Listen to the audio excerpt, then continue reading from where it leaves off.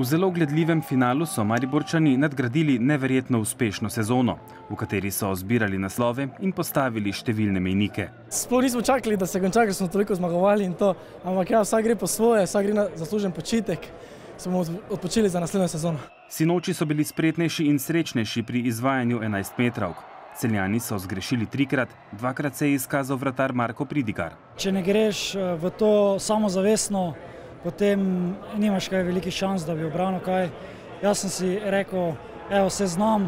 Na koncu staja grenak priokus, če bi zmagali tekmo, bi res bili na vrhuncu, ampak evropski Maribor je pokazal svoje kvalitete in nas po loteriji premagal. Srčni in bojeviti Celjani so se do potankosti držali taktičnega načrta in dejansko izkoriščali, kar se jim je ponudilo.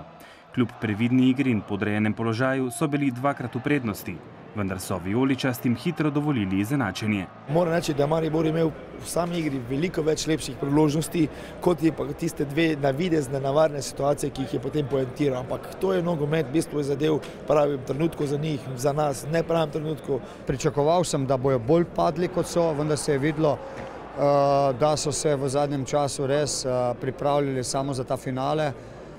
Mi smo pa lovili te rekorde, kateri se nam v nekem trenutku niso zdeli pomembni, potem pa se je pokazalo, da so zelo pomembni.